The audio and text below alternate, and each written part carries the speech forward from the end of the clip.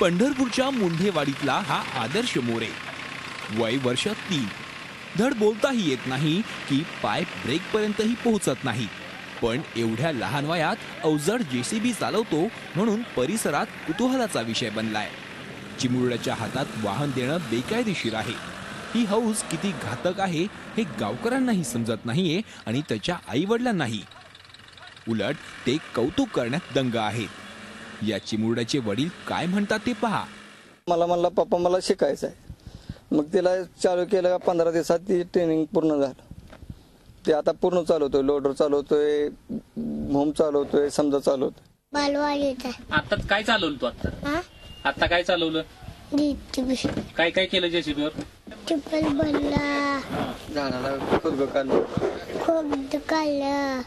तर हे वाहन देणाऱ्यावर आणि चिमुरड्याच्या वडिलांवर कारवाई करण्यात येईल असं आरटीओ अधिकाऱ्याने सांगितलंय। 2.5 वर्षाच्या मुलांना वाहन चालवणं अत्यंत धोकादायक आहे आणि अशा मुलांना वाहन ताब्यात देणारे त्याच्याहूनही जास्त मोठे गुन्हेगार आहेत।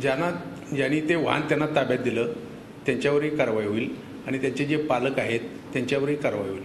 खरं तर आपण काय करतोय ते योग्य आहे की अयोग्य हेही या चिमुरड्याला कळत नाही।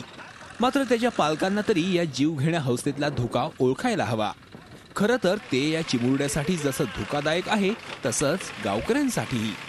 तेव्हा प्रेक्षक हो, असं धोकादायक दृश्य तुम्हाला कुठे दिसलं तर त्याला प्रतिबंध करा, प्रोत्साहन देऊ नका।